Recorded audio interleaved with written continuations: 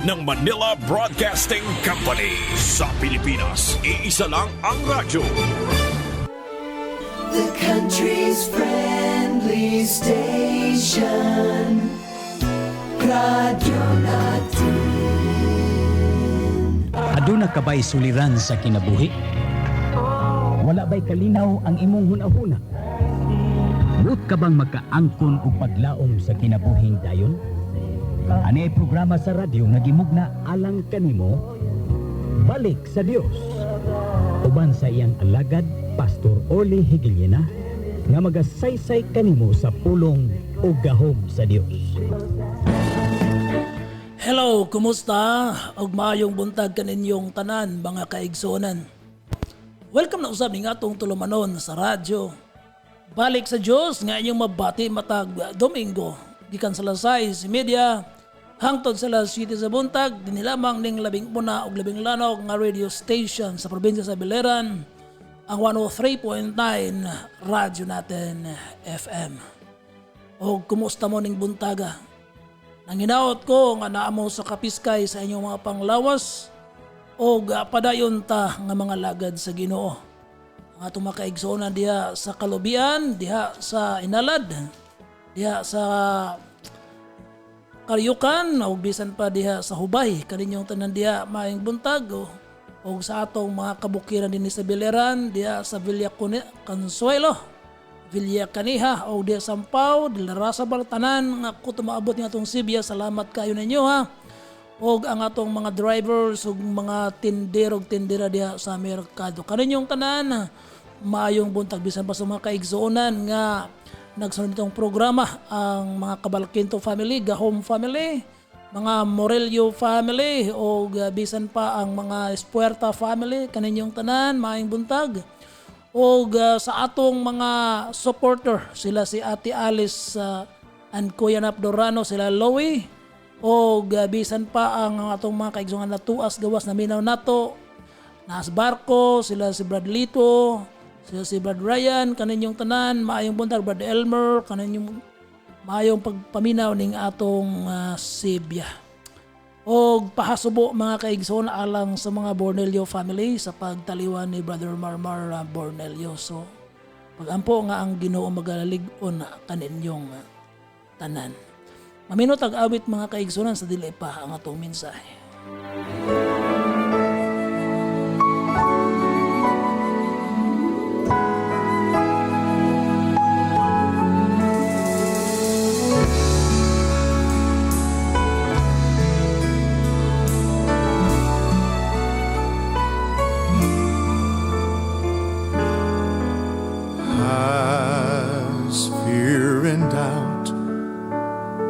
Come against your mind. Has your faith been sorely tried? Lift up your eyes.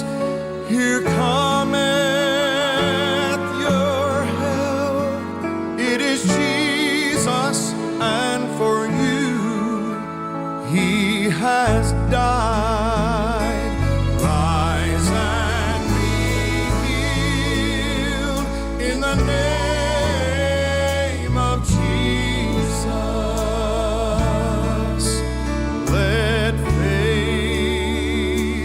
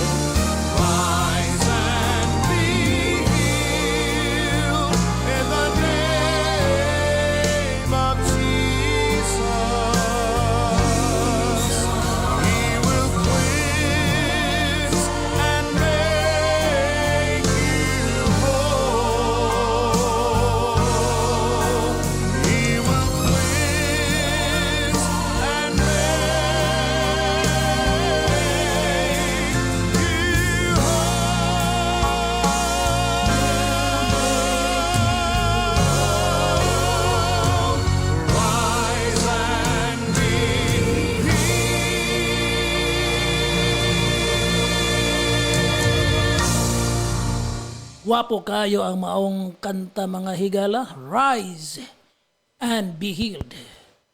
Nining si Manaha, atong mabati ang daghang mga report mahitungod sa mga balatian, nagkasakit o ang uban gyud nangamatay. Ngani, karong buntagala, di kang pako sa ospital nag-admit og usa ka tawo. Ato nagabalatian. So, ang uban na paghapon sa banig sa balatian, ang uban na may panaw gyud. Mao nga nay langutanan nako mga higala, kon tinuod ba ato pa niya nga ang tao makasiguro nga maluwas siya samtang buhi pa? Meaning nga malangit ba siya? Masiguro ba sa tao nga malangit siya inig kamatay niya? Kining maong pangutana, matubag ni og insakto kon ang tao mutuo lang gayod sa Biblia nga pulong sa Ginoo. Kaya naman ko yung mga tao, mga higala, nga mutuo o Ginoo, pero dili mutuo sa Biblia nga pulong sa Dios. Diha siya maglisod ana. Og labi na yung lisod sa tao kung dili gid siya mutuo og Dios. Busa kaninyo nga mituo Ginoo. Mituo pud mo sa iyang mga pulong, maingon ko nga bulahan mo kayo. Tungod kay ang Hebrehanon 10:38 nagaingon ang Biblia nga ang taong matarong mabuhi pinaagi sa pagtuo. Now paminamog maayo kay facts baya gid ni. Normal gid kaayo mga higala sa tao nga maguna-una. Mahitungod sa mahimo niyang kahimtang luyo sa lubnganan. Kay di man jud kalikayan. Dili ikalimod, makitang tanang tao dinis kalibutan na mga matay. Mao nga dili sad kalikayan nga moabot sa atong una-una kung unsa bagayod ang kahimtang nato luyo sa lubnganan. Maunay ang pangutana mitumaw nga tinuod ba nga makasiguro ang tao sa iyang kaluwasan samtang buhi pa siya? Ang tubag ana tinuod, oo. Tinuod nga makasiguro ka sa imong padulngan sa imong kaluwasan kon sa kinasing-kasing gayod mutuo ka ni Ginoong Hesukristo. Sagad mangod karon mga kaigsunan sa mga tao mituo lag Dios pero dili kinasing-kasing. Ang uban magpakitang tao la nga Dios nun. Ang uban magpakita lang nga pormado diha sa simbahan.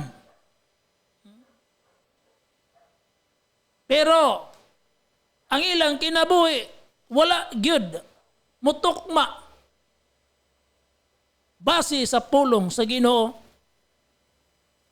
Ang Hebrehanon 11:6 nagingon, kung walay pagtuo, malisod gayud ang pagpahimuot kaniya, referring to God sa Dios. Kay si bisan kinsa nga modul kaniya, kinahanglang magatuo sa iyang pagkaanaa og siya magabalos ra kanila nga nangita kaniya. See? So sa diha moduol ka sa Dios pinaagis pagampo. Kinahanglang mutuo ka sa iyang pagkapresente. Busa kung mituo ka sa Dios, mutuo ka usab sa iyang mga pulong kay wa man gilaing nagpadayag nga libro mga kaigsunan mahitungod sa Ginoo. Mao ra man gayud ang Biblia.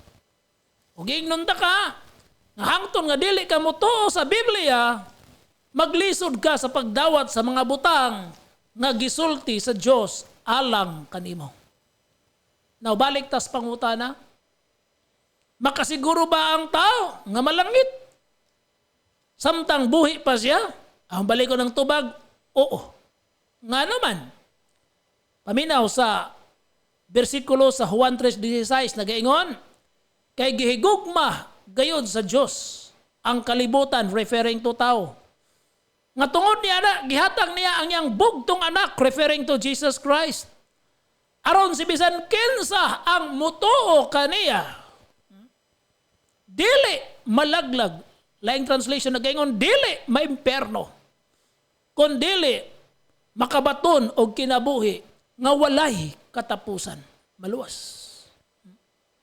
Now, unsay pagbati sa Dios alang sa tao? Iyang gihigugma ang kalibutan ang tao. O sa iyang gugma mga higala, iyang gipadala ang iyang bugtong anak nga si Ginoong Hesus namatay sa krus aron tang matubos. Og mahitabo lamang ang katubsanan sa dihang motuta sa gibuhat ni Ginoong Hesus didto sa krus. So nagdepende na sa imong pagtuo mga kaigsonan. Kaya ang Mateo 9, versikulo 29, nagaingon, according to your faith, be it unto you. See? Sumala sa imong pagtuo, mamaimo. Nawang pangutana, nini mao nga may pagtuo ka ba? Ha? Makatuo ka ba niining mga pulunga? Kay diha masukod mga kaigsonan, kung tinud anay ka bang mituo og Dios og sa iyang mga pulong. Kaya ang Dios ug ang pulong niya dili man magbulag. Ang Juan 1:1 nagaingon, sa sinugdan mao ang pulong ug ang pulong uban sa Dios. Og Dios ang pulong. Kapatid, akong balik ko na, John 1:1, in the beginning was the Word. And the Word was with God. And the Word was God. So dili pwede. Dili pwede nga moingon ka nga mituo ka og Dios, pero dili ka motuo sa iyang mga pulong sa Biblia kay dili gid na sila magkabulag. Napaminaw og maayo, nag-ingon kini dinhi si bisan kinsa ang motuo kaniya, referring to Jesus Christ, ha? Si bisan kinsa ang motuo kang Ginoong Jesucristo, dili malaglag, meaning dili maimperno, kun dili makabaton og kinabuhi nga walay katapusan. Hallelujah. Praise the Lord. Diha sa mga buhat 16, versikulo 31 nagaingon, tumuo ka ni Ginoong Hesus og maluwas ka. See? So, pagtuo ang gikinahanglan, tumuo ka ni Ginoong Hesus og maluwas ka. Ang dakong pangutana diha mga kaigsunan mao nga unsang klasihas pagtuo kini nga makapaluwas nimo og nako. Akong balik ko lang tubag ani ha. Mauni ang tinud-anay kinasing-kasing buhi nga pagtuo. Pagtuo ni mga kaigsonan nga makita diha sa buhat. Dili kay kutubras huna-huna. Dili kay kutubras ba-ba. Hingan bitaw nga sa panahon ni Ginoong Hesus sa dinhi pa siya yuta nagministeryo, ang mga leader sa sinagoga, mga eskribag, mga parisyo iyang giingnan nga kining mga tawhana nagsimba lang nako sa ilang mga ngabel apan halayo kanako ang ilang mga kasing-kasing. Mao kadtoy diretsahang pagbadlong mga higala ni Ginoong Hesus ngadto nila ha mga taong tigpakaron ingdot. Og dili ba mao pud na karon ang niya sa atong panahon? Mga taong mingon nga mituo sila sa Dios, pero ang ilang mga binuhatan kontra sa mga prinsipyo o mga sugo sa Dios. Hingan bitaw nga ato silang makita nga panahon sa Domingo na misimba man sila sa simbahan, pero pagkahapon tuan na pud sila sa madyungan, tuas buwangan. Ang uban mga kaigsuonan hubog. Ang uban tuas ilang mga kabit. Ang uban nagpadayon paggihapon sa pagpangawat kon kurakot mga kaigsonan. See? Pero muingon sila nga na ay Diyos. Mito sila nga na ay Diyos. Pero ang ilang mga binuhatan sukwahi sumala sa mga prinsipyo ug sugo sa Diyos. Higala, hangtod kanus aman ka magpakaron ingnon at ubangan sa Diyos. Hangtod kanus aman ka magtakuban sa imong pagka-Diyos nun. Magtakuban sa imong pagkareliyoso nga sa tinud-anay di ay ang imong kahimtang kaaway ka man sa Diyos. Kining minsahia alang ni Satanan. Bisag unsa pay imong relihiyon. Gikinahanglan ang tinuod. Gikinahanglan ang kinasing-kasing. Gikinahanglan ang buhing pagtuo sa atong Ginoong Hesukristo.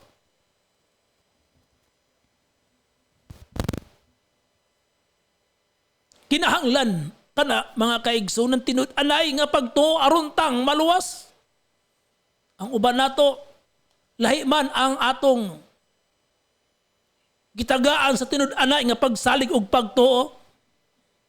Now, John 3:16 nagaingon aron si bisan kinsa nga motuo kaniya, referring to Jesus Christ. See? Si bisan kinsa ang motuo kaniya. Kang Kristo Jesus ugwa na ilain pa, dili kang Virgin Mary, dili kang Muhammad, dili sa mga santos, kung dili kang Ginoong Jesus ragayod, mga kaigsunan, arong maluwas ka. Ngano man, tungod kay wa manggoy laing nagpalansang sa cross, aron kita matubos. Walay laing nagbayad sa atong mga kasalanan, kung dili si Ginoong Jesus lamang. Busa siya lang ang may katungod nga moingon, ako mao ang dalan, ako mao ang kamatuoran, o ako mao ang kinabuhi. Walay bisan kinsa nga makaadto sa Amahan, kun dili siya moagi kanako. Noon karon kaayo sa atong sosyedad, kanang mga pulong ni Kibuloy. Di ba? Mingos Kibuloy nga siya ang appointed son of God. Unya dili ta maluwas kon dili ta muagi niya kay siya tag-iya sa atong kalag. Mabitaw nga hibuong kung nganong ang iyang mga followers wa tingil ito magbasag Biblia, mga kaigsonan. Kay mituo man lang gihapon nga wa magilaing daan paingon sa Amahan. Wa may nagpalansang sa cross, wa mas Kibuloy. Nagpalansang sa cross si Ginoong Hesus man. Tanawa karon nagkalisod na hinuon siya. See? Si Ginoong Hesus lamang, mga kaigsuonan. Siya ang anak sa Diyos. Nahimo siyang anak sa tao through Virgin Mary. Aron ang tao sa dihang mutuo siya og musalig ang Ginoong Hesus, mahimo siyang anak sa Diyos. Sumala pa sa Juan 1:12. Anak si Ginoong Hesus sa Diyos, balaan. Wala siya isala. Apan didto sa cross ang tanang sala sa mga tao gipasa, gibutang ngadto kaniya aron kita mapasaylo sa atong mga kasalanan. Anak siya sa Diyos, perfect. Wala siya sakit. Apan gipas aniya ang tanantang mga kasakitan. Ngani ato siyang giila nga binunalan og sinakit, sinilutan sa Diyos. Apan ang kamaturan bao nga tungod sa iyang mga labod kita dangaayo. Hallelujah. Hallelujah. Busa ning buntaga. Pagbaton og insakto. Pagbaton og tinuod nga relasyon ngadto ni Ginoong Hesus aron maluwas ka. Ang Roma 8:1 nagaingon og dili na pagahukman sa silot sila nga nahiusa kang Ginoong Hesus kansa wala maglakaw oyon sa unod kundi oyon sa espiritu. Ang balik ko na dili na mahukman sa silot sila nga nahiusa kang Ginoong Hesus ang uban nato hilabihan kita ka devoted. Noon kaayo ta nga nahiusa ta sa atong simbahan, nga ni atong gidipinsahan ang atong relihiyon. Pero wala ta mausa ni Ginoong Hesus tungod nga atong mga binuhatan, separate man, sumala sa mga prinsipyo ug mga pagtudlo ni Ginoong Hesukristo. Angayan nimo nang hunahunaon ug susihon higala. Ang 1 Juan 5:11 nagaingon, ug mao kini ang nagapamatuod nga ang Dios nagahatag nato sa kinabuhi nga walay katapusan, ug kining maong kinabuhi naa sa iyang anak. Ang nakabaton sa anak may kinabuhi, ug ang wala makabaton sa anak walay kinabuhi. Klaro mga kaigsunan nga si Ginoong Hesus lamang ang makahatag nimo sa kinabuhi nga walay katapusan. Busa ning buntaga, awahagon ko ikaw. Bato ni si Ginoong Hesus sa imong kasing-kasing. Aron ka makabaton og kinabuhi nga walay katapusan. Maunay giingon sa iyang pulong. Ang makabaton sa anak may kinabuhi nga walay katapusan. Og dili na ilalom sa tunglo kon silot.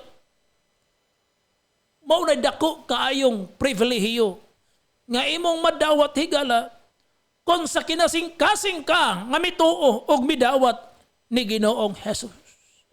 Usahay nga tong probleman mao ni mapaganta,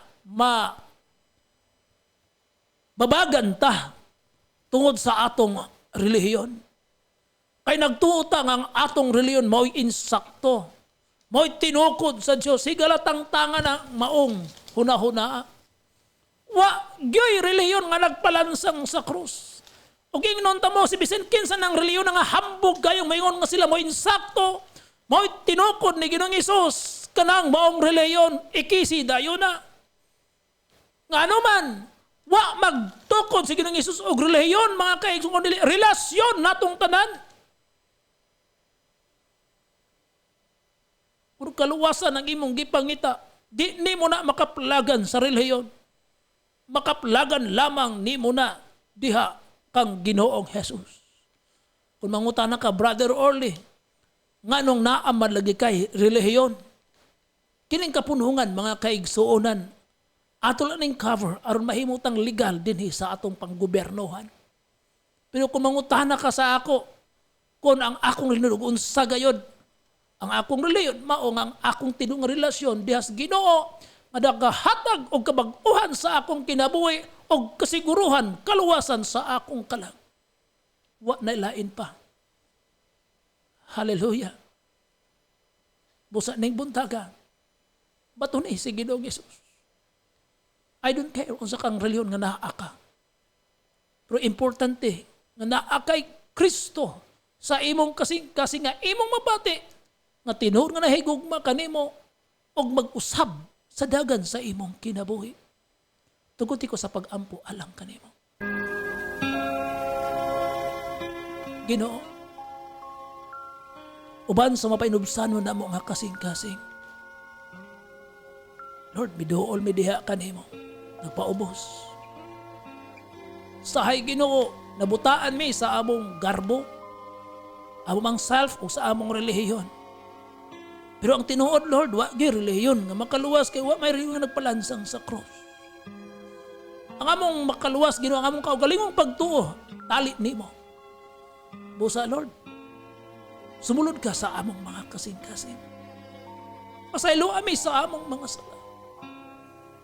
God, sulod sa dugayng panahon, Lord, layo minimo. Wa na mo mabati ang imong gugmag kaluoy. Although mingon mi nga, mituo mi Diyos, pero kutob lang sa baba, wala gid sa buhay. That's why, Lord, wa mi makabati, wa mi makasinati sa imong gahom. So this morning, God, among gibalik, among surrender among kagalingon diha nimo. Maghari ka sa among kasing-kasing.